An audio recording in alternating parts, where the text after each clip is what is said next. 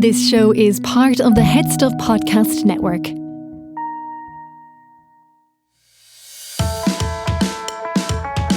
Hi, I'm Gearoid. And I'm Niamh. And you're listening to Agony Rants.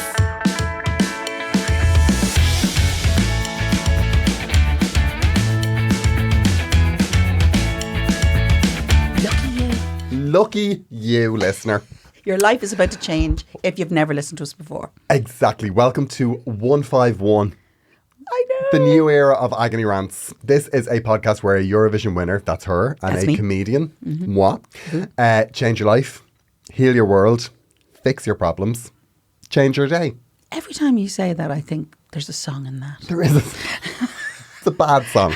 It's a really bad song. I don't know. I think I've heard it. How are you, Niamh? I'm good. I'm very relaxed today. I'm feeling very chill. And I've been doing a lot of work on the panel, for RTE, the Today Show. Oh, the Today Show? Yeah. And is that the newspaper panel? Yeah, you kind of go in and you talk about stories. And, sometimes you go in and they try to make it like news night. And I'm going, for God's sake. So I try to bring a little levity and loveliness to it. But oh, right. It flexes another part of my brain, which is nice. Nice. But the best part of it is, obviously, I get the train down from Dublin to Cork regularly. And then I get the train back up on the same day, usually for a couple of hours. I'm down there. And when I get over the delight of who I end up talking to on the train on the way down. See, I wouldn't. I'd have the earbuds in. You say that, right? The problem is you go and they've booked your seat. So not only am I sitting there with my big red-haired head, right? Oh, your name is over My it. name is sitting above me, right? I don't even put my name on it. Well, they booked the seat, and I'm always glad of the seat, don't get me wrong, because some days you get on and there's no seat. So then I literally sit like a fame-hungry child. Just say Sheena Easton. Just get a different name. Get a train name. It's like my Starbucks name is John. Yeah, oh. Is it? Yeah, actually last week I was in Honey Truffle with Alan, who runs Head Stuff. Okay. And they're calling John, are they? They asked me my name and I said John. He was like, why did you do that? And I was like, it's just, I can't explain Gearoid to them. I know. It's too difficult. Niamh But then the problem is that we were talking for age and they were like, John? No. John? John? Cold coffee. And I was like, where's my coffee?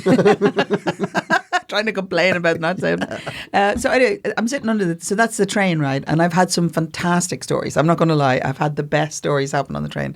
Because you know me, I've got a tell me face, and I can't help it. I love talking to people. No. But the best part is when I come out of Kent Station, the taxi driver collects me and brings me to RTE, and the same on the way back. Right, so it's nearly always the same few taxi drivers, and the crack is 90, right? So you have 10 minutes, 15 minutes of very intense conversation with a Cork taxi driver, which is magnificent. So I know about their dogs, I know about their family, I know everything. But I got this fella the other day, and it's the first time I've ever had him. And it sounds a bit wrong. But anyway, he was my first taxi driver, and he said the best thing I've ever heard. We were talking about growing up a bit feral, shall we say. And he says, should you remember I used to go out and just eat the blackcurrants? He says, eat the blackcurrants. Sure, my mother used to say, eat anything above your knee. And I went, why? And I thought about it all day, and then I realised what he meant was anything below that will have wee or poo on it. Dog pee. That's not a great story, Niamh. I just loved it. There's American listeners to this show. This reflects the Irish people in a very bad way. No, but we're not all like that taxi driver. No, they're not. I've only ever done that show once. Oh, right. Why? And I'll tell you why. Were you not asked back, or did you say no? I don't know if I was. I think I wasn't asked back. I can't remember. I know I was, but I We'd said be no. great on the panel But it was together. years later they asked me back. And what happened was, right? Yeah. They rang me and they wanted me to do something. Okay. It wasn't an interview. I think it might have been the panel. It might have been that. And they told me the fee. Which is not a lot. I can't remember what it was. I say it was 150 quid. Yeah, okay. Right? And I went down, and then they made me sign this thing with the fee on it. And it was like 100 quid. And I was like, oh no, they said the fee is 150 quid. And the woman was like, no, it definitely wouldn't be 150 quid for you, right? And I was like, excuse me? And she said, no, you wouldn't be 150 quid. No. And I was like, well, I got an email and it said 150 quid, right? Now, I was like, at first I was like, I'm probably wrong. But I was like, I'm digging my heels in now. Okay. So I took out the email. I was like, 150 quid. And she's like, that's a mistake. And I was like, You are fighting for your life. okay. And I was like, well, okay, but I mean, I've come to Cork. Like, I know. And it's your whole day. Like, I'm not going to lie. and like, I know they got this. But anyway, so I did it and it was grand. I was leaving. And then when I was leaving, the receptionist again, she called the taxi and she said, now, I've checked. And she said, we do have another fee rate. There's €100 and there's €150. But you are definitely €100. Oh my God. And I was like, but I have an email. Like, this was booked through my agent. And she said, what's your name? What's your name? And Oh, she didn't even know your name. Yeah, she said, what's your name? And I said, it's Gearoid. And she said, you're definitely €100. Oh my God. You're definitely. I was like, you know what? I'm not doing this ever again. Do you know what I love about this story is I'm clearly the upper rate. Of course you are. I You only won get a the- Eurovision. I only get the €100 when I do the Skype. Right? You know when you Skype into the panel, right? Oh, they do it over Skype? There's 3. Why would you go to Cork when you could do it over Skype? Well, the extra €50 a lot, but no, but because I like to be in the room, you know I do, right? It's a different experience than if you're zooming in. You know, Skyping is handy, literally, but it takes up the same amount of your day because you still have to do the prep and you have to get your space ready. And if you don't do the prep, I do. you've never done prep in your life. I We've done 151 episodes of this, and Niamh has come in with notes 3 times. That's very unfair. It may be unfair, but it's true. Are you saying I don't bring enough to the table here? Of course you do, Niamh. I'm just saying. So what There's you nobody going, what now you're Niamh's saying- having it. There's someone that preps. I do. When I need to. But you know the thing, there's 2 things that are happening in that conversation. That you're basically saying that I'm so good at solving these problems, I never look at them and I just make up my mind. Yeah, exactly. Niamh is very off the cuff. Just moving through the day, putting out fires. That's Niamh. I'm that good. Niamh. Daddy's back on tour. Gearoid, I'm so excited. I know, yeah, 2 shows done. We had at least 2 shows, at least 2 agony rounds where you weren't talking about a tour. I know. We know. do. Yeah. I And now I'm missed it. back. Yeah, I'm productive, Niamh. Very productive. you are. So I have shows this month. Next week I'm in the Spiegel tent in Wexford, Nice. which is going to be exciting. I'll also be in the Town Hall Theatre in Westport. I'll be in Listowel, St. John's Theatre. And I will be in the Spirit Store in Dundalk and the Whale Theatre in Greystones. Greystones. Now, they're sold out, the Whales.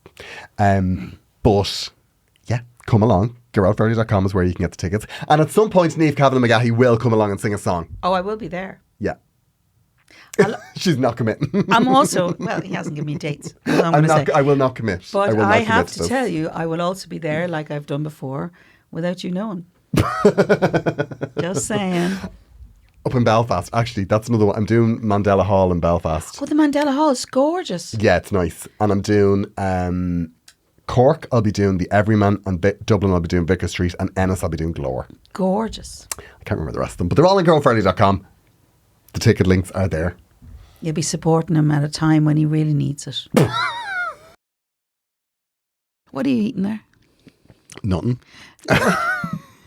Lear Chocolates, right, the legendary Irish chocolatier, Okay. proudly made in Meath since 1987, has sent me You?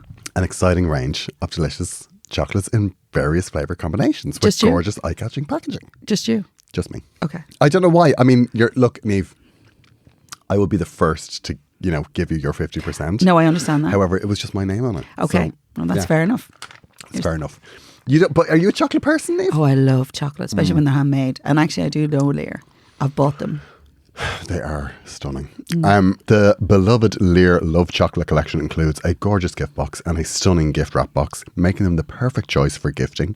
Wow. Designed to satisfy every palate. Wow. Especially yours currently. Especially mine, yeah. Yeah, you're eating it at the moment, yeah. All the chocolates are hand finished by Lear's talented chocolatiers Okay. in Navan County, Meath. They offer a delicious combination of smooth caramel, dark pralines, delectable truffles, and zesty fruit-filled chocolates. Wow. Sounds amazing. They were delicious. Good. You look like you're really enjoying them there. I've finished them, yeah. The range is also available nationwide in Tesco's, SuperValu, Centra, Dunnes stores and Dublin Airport.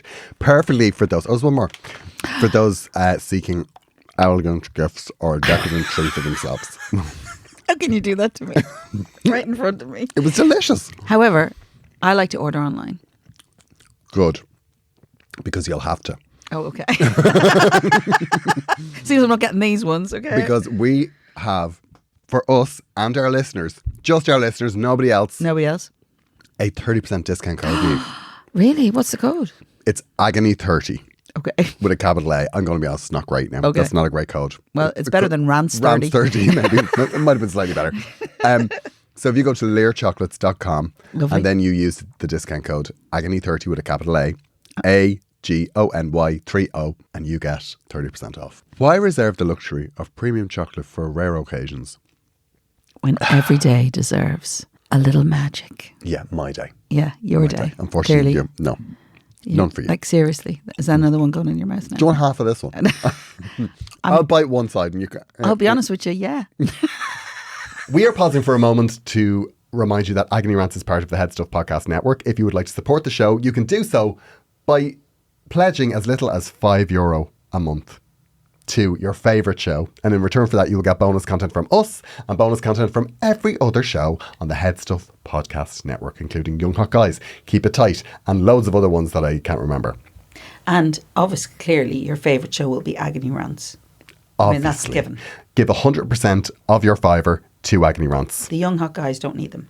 They absolutely do not. They do not. So yes, when you're pledging your fiver, don't split it between the shows. 100% of your pledge to Agony Rants. Thank you very much. Love that. And in return for that, you'll get vintage rants every second week. Lovely. And we might do another offer for send out some more of those. Those. The do not disturb signs. Oh, Yeah. I like them. For your door and door penis. I'm sorry. You will also get bonus content. I just had a moment there.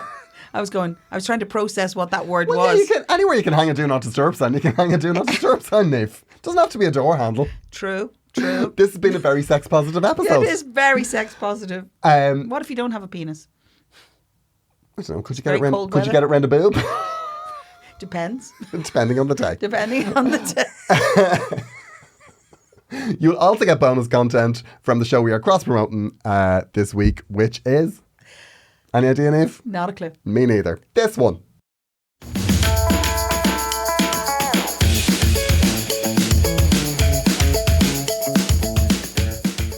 What am I doing? I'm going to London.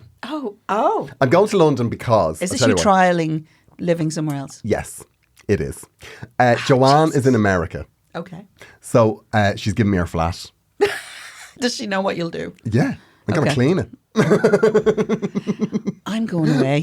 A couple of weeks' time. You want to go up to my house? I'm going to Joanne's for 3 weeks. So for 3 weeks, I'm going to be in Clapham. She's a What busy I'm girl. hoping is that some free stuff arrives when she's not there. I'll have me pick. It won't be the Insta hope. Yeah, I know. Like if Joanne sees me with like a €600 face cream, she's going to know I robbed her from her. Go back to your chubba pants. Good luck to you. Yeah. So I can't wait. I'm really looking forward to that. So I'm you're there gonna for live- 3 weeks. You're going to live that urban life. Yeah. Yeah, okay. Because you So- live in Dublin, like it's... Yeah. Boyfriend's coming over for the middle week. Oh, you're letting him come. Letting him come over. Okay. So yeah, we're going to just, live a little bit of a London life for a couple of weeks. A little test run. Little test run. So does that mean, right, you move over there, then does that mean I'll have to commute to London for our... Yeah, or I'll go to Belfast if an EasyJet. Look at us, we'll be living the life. Yeah, we'd be jetting in. Into It's the city of the same London. amount of trouble. And The trust same me, amount of... you can get a flight for about the same as it cost me the diesel up and down. Yeah, exactly. Oh, book me in. Yeah, I'll be Catch a show. yeah, I think it'd be lovely. We have a follow-up. I love a Niamh. little follow-up. What have we got Okay, now? so this is Only You Can Help Me. So this came in as a problem, did it not? It came in through the email account. Okay. So it says, Dear National Treasure and Gearoid, Excellent. I have 2 serious problems that only you guys can solve. My friend Emma Kelly found your podcast. I'm not sure if we should give names and surnames, but we are. Found your podcast recently and she binge listened to them all back to back for days. Oh, wow. Wow. She is obsessed with you. Love She you. constantly quotes both of you all day, every day. Emma Kelly sounds like a legend. We love her. What excellent taste. As if she knows you and tells me everything in detail about the latest podcast.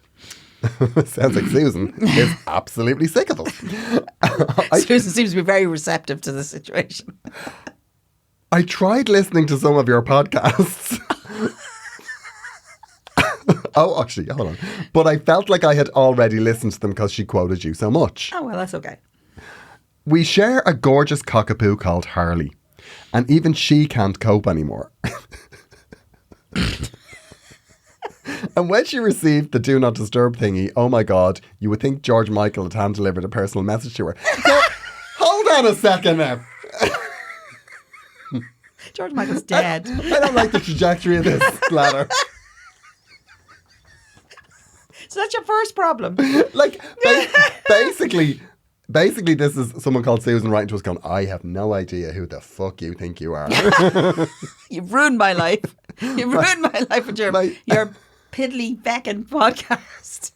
My second problem is we constantly argue about the pronunciation of Gearoid's name. I pronounce it with an Oi.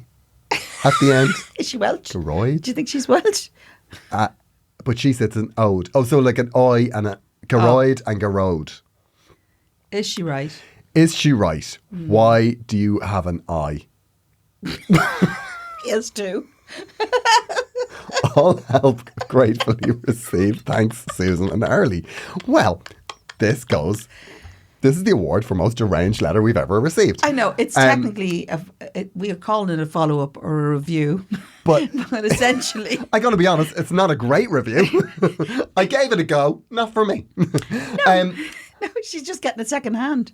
Yeah. Maybe Emma puts more into it than we do. Maybe Emma is funnier. More enthusiasm. She's a better performer. How tragic would it be? My second problem, okay, the thing about my name, this is an interesting one. Okay. We both have names that don't read how they sound. Yeah. Yeah. Or sound how they read. My name, I say Gearoid. Gearoid. As do I. When I'm not calling you Gar. Yeah. So so many people call me Gar. Yeah. Like all my family would call me Gar. Like they'd never say Gearoid. Okay. But I say Gearoid, but I do accept that I do say that wrong. And I'll tell you why. Because one of my best friends, Chris Donahue, is a broadcaster with an excellent command of the English language. Okay. And he calls me Gearoid. Gearoid. And I do think that it should be Gearoid. So, yeah, because it's the broad... Yeah. The broad vowel. E-A-R. I think it's I'm Gearoid. learning the Irish. But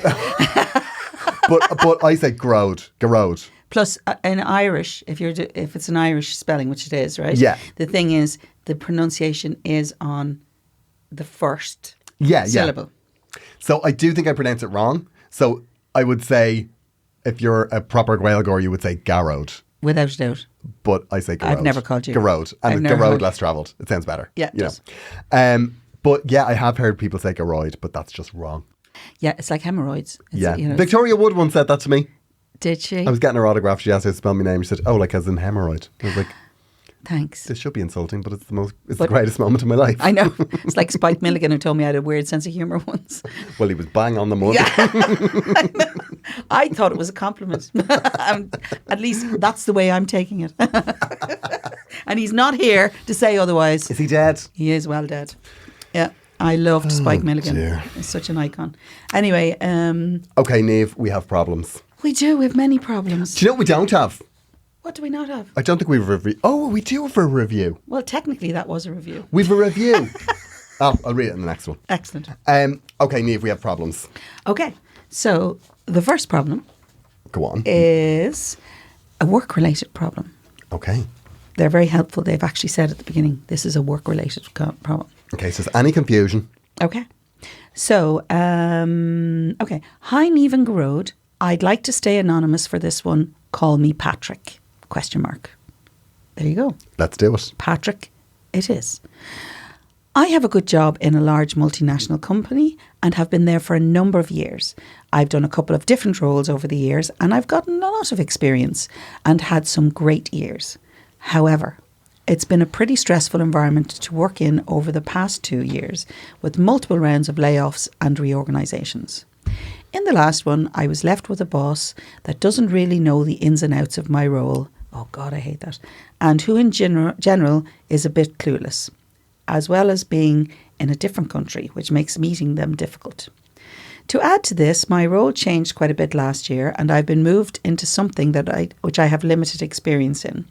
And I felt out of my depth for some time.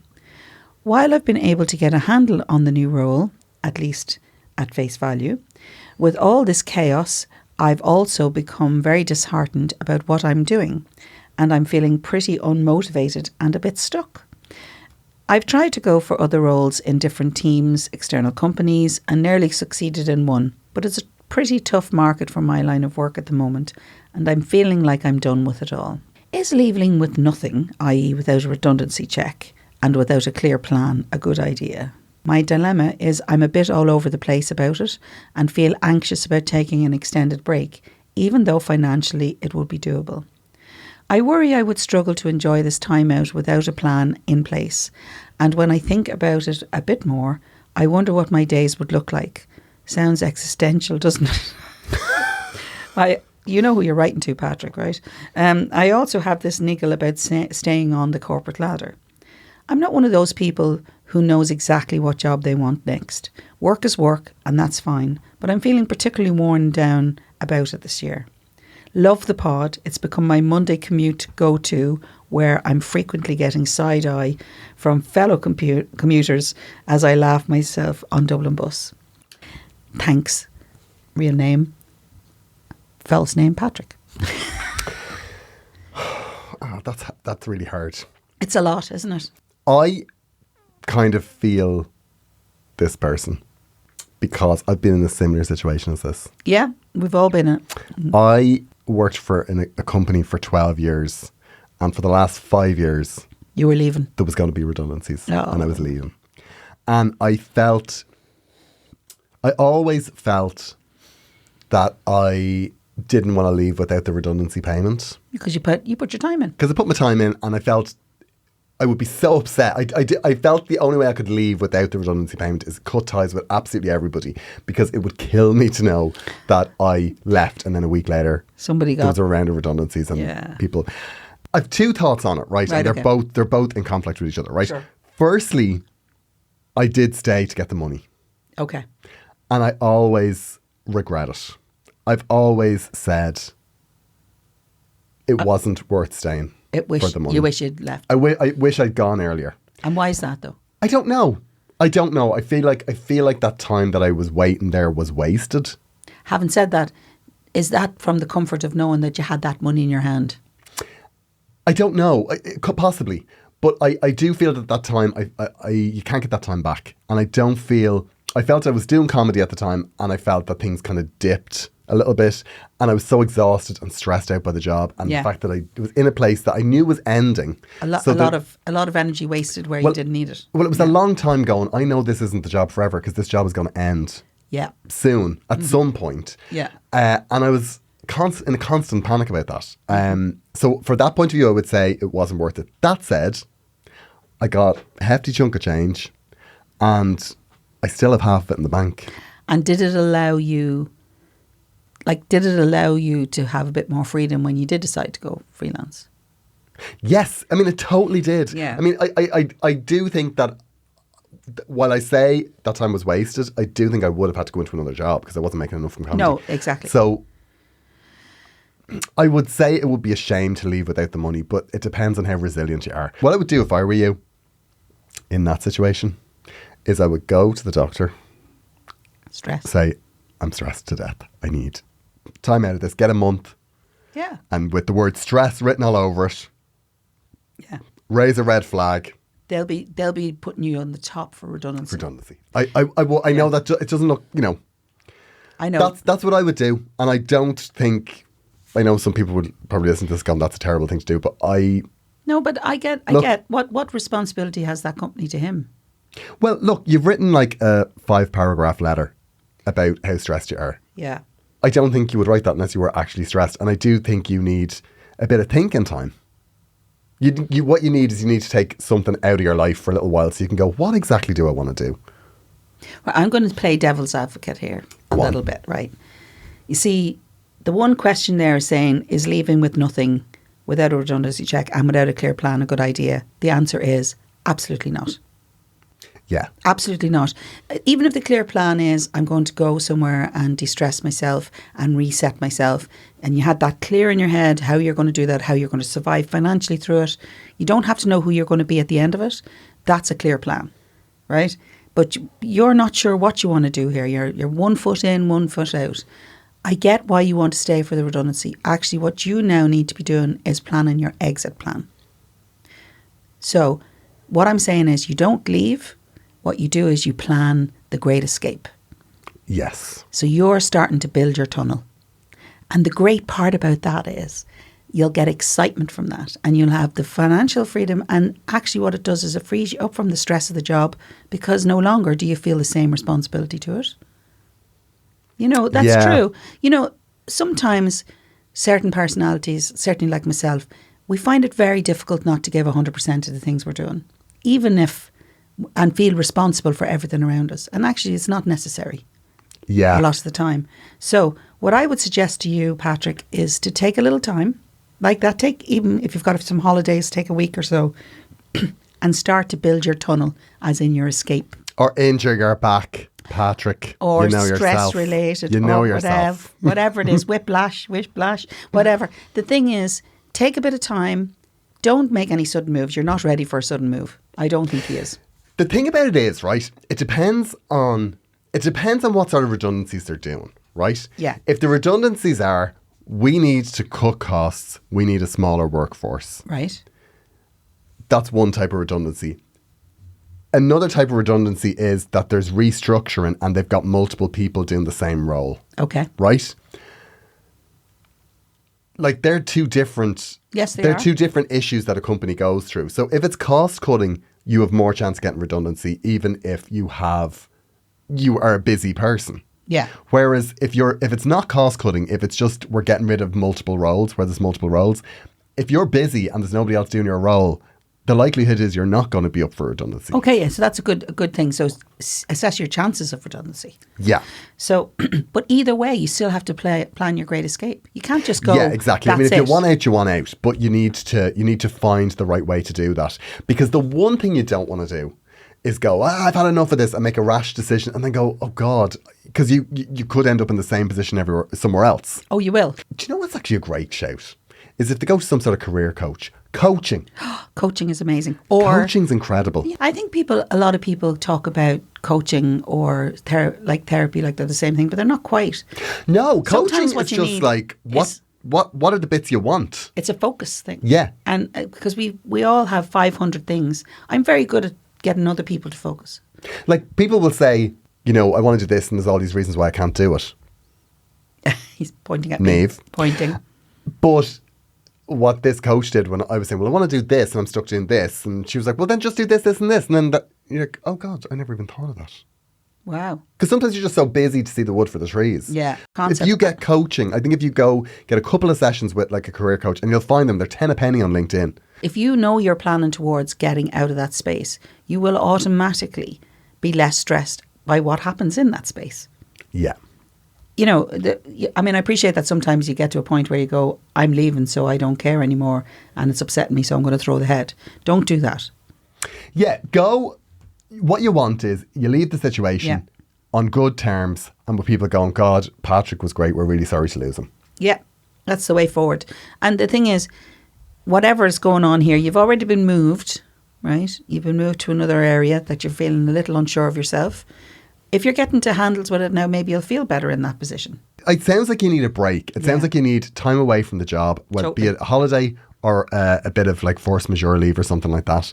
Force majeure? Force majeure, something come up. And I think that's really important to get that. And I love that you're on the Dublin bus. Yeah, and as I said, listen, a bad back, throw yourself down the stairs. Don't be afraid. Okay, this is where I get the disclaimer out. Legally, he did not mean you to do that. It's a means to an end. Is it a double-decker bus? Double bus of a few bob. Keep us posted. Yeah, please. But I do think you need clarity, and I think clarity comes from a third party. Yeah, actually, it can be really helpful. I am not going to lie. And I mean, we're a lovely third party, but, you know. But we're both telling you to do different things. Yeah, it's very different where we're living. Yeah, I do think if there's money going, make a real honest assessment of, is it possible for you to get made redundant? And if it's not, then act. You have But to make more your peace with importantly, it. escape in your head before you escape physically. Yeah. Oh, Niamh. Do you like that? That's great. The great escape. Excellent. Niamh, we've another problem. I'm excited. I love another problem. All right, I haven't read it. Don't you ever accuse me of not doing any preparation. I at least know what's coming. Dear Agony Rants, thank you for your great podcast. Thank you. Long story short, my son is doing OnlyFans. Oh my God! Come on, you love it. I'd like a link, please. Over the last year or so, my husband and I have been concerned for him as he has been buying expensive clothes, going on city breaks with his pals, big nights out, all while he's at college with only pocket money from us. He had told us he had got a part-time job, but buttering a few chicken fillet rolls won't buy you designer clothes. Unless you own the shop. I know it sounds terrible, but we were originally worried he had become involved with drugs somehow. Which obviously you would, yeah. So we had been snooping around and asking family and friends for help. As they say, don't look if you don't want to see. Oh. Oh God. Eventually we found out through my sister, as my niece and son are somewhat close. He has admitted it, and we did have a bit of a conversation. Most disappointingly is that he confirmed that the videos and pictures do include his face. Oh God. Oh dear. So there's no denying it's him in the future. Oh wow. Right. While we've always considered ourselves liberal, sex-positive parents, this is a stretch. We are worried about the impact this may have in the future. What happens in 10 years' time when someone in work realises that Bob from accounts used to flaunt his bits for cash? We've tried talking to him about the consequences, but he doesn't agree with our view. Dee, you write beautifully. I'm not going to lie. What would you do in this situation? His body, his choice, okay. But I just can't sleep worrying for where this ends. Do I have control while he's under our roof? Thanks a lot, D. D. I feel your pain. It hasn't happened to me yet, right? I'm not going to lie. It hasn't happened to me in the sense that they may have OnlyFans accounts, but I know nothing about it. I haven't checked my husband either. Maybe he has one. Maybe he's not really doing photography. Or maybe the photography isn't what I think, you know. But it's a tough one, right? And if it's over 18s, then this person, this lovely boy, is making his own choices. And I have mixed feelings. I totally understand Bob from accounts, right? Yeah. I totally understand. It's not great. Like that. We do things when we're young and it seems fine. And actually the hardest thing I think would be not so much when Bob from accounts is flaunting his stuff, but when, have you seen what your dad's doing on OnlyFans? Which is a bit away, but I'm just saying. Away, yeah. But I'm just saying, you know, that's a bit difficult, right? You know, my children barely cope with the fact that I did Eurovision, right, on YouTube. I'd say if I was appearing somewhere naked, it would really mess with their heads. No matter how artistically beautiful it was. But, you know, people clearly, it's very different now, I think. People accept OnlyFans a little bit more than, say, you know, it's not quite page 3 situation, you know, where people were mixed feelings about it 50 years ago. But now. I think, right, the worst possible scenario for him is that at some point he starts to suffer from feeling like this deep shame. Yeah, that's, you know, emotionally, yeah, definitely. Yeah. That's the only bit I'd be concerned about. Yeah. I don't care about anybody and else. That his head needs to be right in this. If you feel like he is somebody who is maybe struggles a bit with his mental health, I would talk to him about maybe perhaps saying, look, you're 18 years of age, you can do what you like, but I would like you to consider getting some skills to deal with the potential fallout from this. So like maybe go and talk to like a counsellor about it, or some sort of, I'm sure there's some sort of like sex workers support network, or, you know, I'm sure they exist. Would you do OnlyFans? No, I made a joke on Twitter about doing OnlyFans. Did you? And I swear to God, but we're not impressed. This is at the start of the pandemic. As in... Well, OnlyFans got in touch and they were like, Gearoid, we'll pay you not we'd to. prefer if you didn't. We'll pay you for not the sake of the brand. I do think that if you think he is a very strong individual and that he's just like, I am making a very clear decision because I want to be able to enjoy my college life. I want to earn money. If you think he is sorted in that, I think you have to accept it. Have to accept it. Don't be ashamed. And don't be ashamed. And don't try not to introduce shame into the equation. I mean, obviously, you're a parent. You're going to worry about them no matter what they do. And this is extreme. But, and I do perhaps in a few years' time, it won't be as much of a stigma. No, but it already isn't. It already isn't, right? Yeah. Because lots of people look at OnlyFans and think, actually, this is, you know, I'm controlling the content. Yeah. Right? In some way, you know, and I don't know, because I've never been on OnlyFans, but I do know that lots of people make money on it. I mean, lots of people make money. Yeah. And, My you money. know, rather that he's making the money from that kind of content than somebody else maybe taking photos of him and then selling it. Oh, yeah, of course. Like if he's in control of it, I mean, that's good, but it's still, you're still right. the thing. You're right, down the road might be difficult. Maybe he's in line for a promotion and somebody goes, did you see? You know, but I think it's less of a stigma now than it was once upon a time. Right. And I think the other thing is, because I was talking, OnlyFans are trying to branch out now. They're trying to get comedians to go onto OnlyFans and do comedy. Like, so they're trying to expand expand it like Patreon. Oh, right, okay. So, but one of the things that I remember reading about it is that they are quite good at content that gets like recorded and taken out of OnlyFans. They're quite good at getting rid of that, so that it's only held behind this paywall. But still, you're putting stuff out there that you probably don't want outside the paywall. I think the most difficult thing is, first of all, is he okay? And if he seems, you know, he seems pretty, he'll be young, he'll do stupid things like they all do. Like my kids are in their early 20s. As far as I know, they're not on OnlyFans. And you're right, I'd probably sit there going, holy God, will he be happy? But I think there's a certain point where you have to take ownership. He's taking ownership, he's earning money, he's doing whatever he's doing. He's taken in control. I think if I knew he was making expensive clothes, etc., I wouldn't be giving him an allowance. No offense, you know, you're missing the opportunity here. Not the point. The opportunity here to say, listen, son, I'm delighted you're doing well. Good luck with that. And there's a counsellor here if you need it. But actually, now that you don't need the few bob, your dad and I could do with it, right? That is not the. I don't think that's the central issue. But you know what? It's a good point. Well made, Niamh. It's a point. Dee, you know, I feel for you, right? Because we look at our kids and we see the expectation of them, the potential of them is a better word, right? I look at my boys and they are the most amazing men I've ever met, right? Fantastic. They make me laugh every day in some ways because I can't get over who they are and the choices they make. They know how to work. They know how to figure out who they are. But I'm going to tell you, we don't get to make those choices at a certain point. The main thing I care about now, because I've had to manage my expectations with everything about what I thought they could be, just like my poor mother had to deal with the expectations of what I could be. And the reality is, the best thing you can do now is say to him, listen, son, the potential can be that it be difficult further down the line. I know you're probably fine with it now. Just be careful. If you're ever feeling in any way dodgy about it, you're not alone. We love you, whatever. The more fuss you make about this, the more shame he may take on board, actually. You know, and I think you'd be surprised. People are much more open about that element of things now.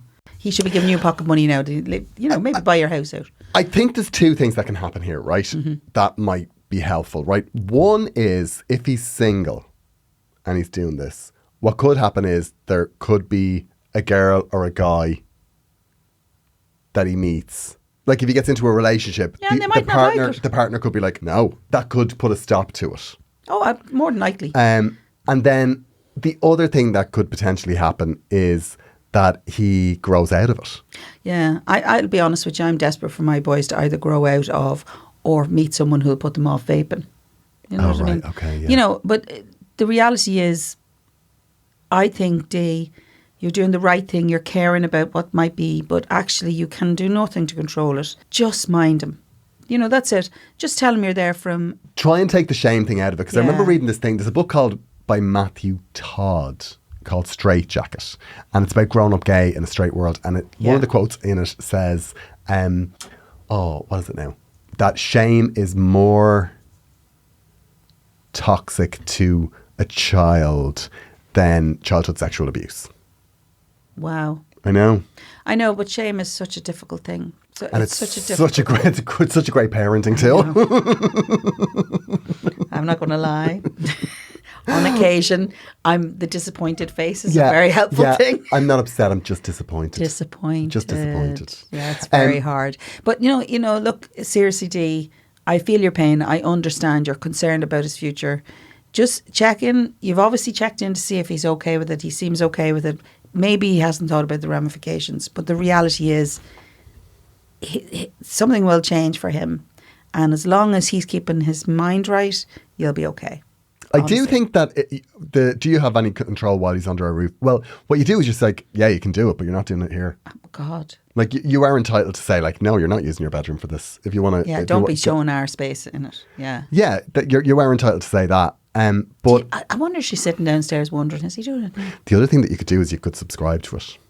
It's like thinking of your parents. Like if you say to him. No. Yeah, well, you could say to him, to be fair, just let you know I've subscribed. If it's out there, it's public. If that's what you're putting out there, everything you put out there, I'm going to see. So off you go. Yeah, I used to say that to the boys. I tell you, that'd be a boner killer. I used to say that to the boys all the time. I said, "Oh no, that's okay. You can do that." I said, "Are you doing things that you'd like me to see?" That's all about it. Yeah, you might need to just not be on the offensive here because he might need your support. But I do think if you think he is a strong, sorted kid who's just like, here, I'm just making a few quid, and look at me. Whereas if you think he's somebody that's a little bit vulnerable or a little bit, maybe doesn't have his head screwed on or maybe doesn't have... And you know what? Either way, it could be like, yes, look, I fully support you in doing this, but I would like you to go and see someone just to talk to them so that you've got the armour. Just for me, do this. Yeah, and then the other side is, obviously, if he's got expensive clothes and, going on big nights out, he's got money, so some people are subscribing to him. Sometimes, that can get a bit obsessive. He needs to learn how to deal with that a little bit. Yeah. There's lots of kind of pitfalls there. But actually, I think, he's doing well. Ask him to say, well, could you not do a few funny videos instead? Oh, bless. Put some funny videos on Instagram. So be a comedian, naked, like Rod's going to be on OnlyFans. I would never do OnlyFans. Why? Because if you were in the best shape of your life and you were feeling good about yourself, would you do it? No. I know I'm right. Nobody needs to see that. It's not a sharing thing. No. Yeah, that's what I mean. I know someone that does that and I'm like, he absolutely should do it. Are you subscribed? He's worked out.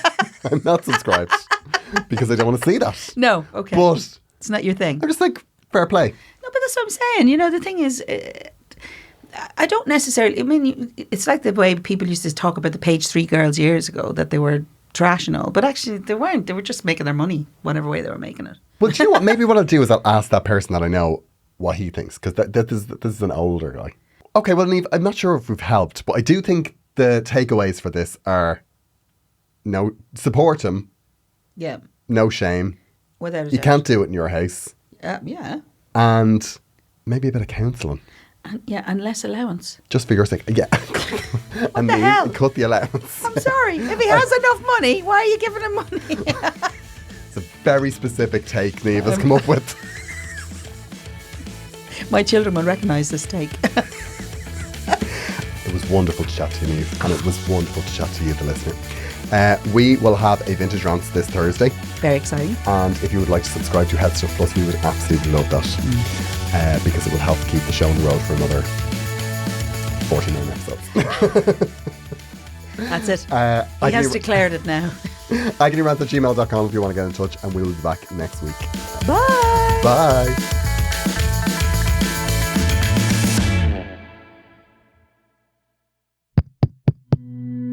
This show is part of the Head Stuff Podcast Network, a hub for the creative and the curious. Shows are produced in association with Head Stuff and the Podcast Studios Dublin. Find out more or become a member at headstuffpodcasts.com.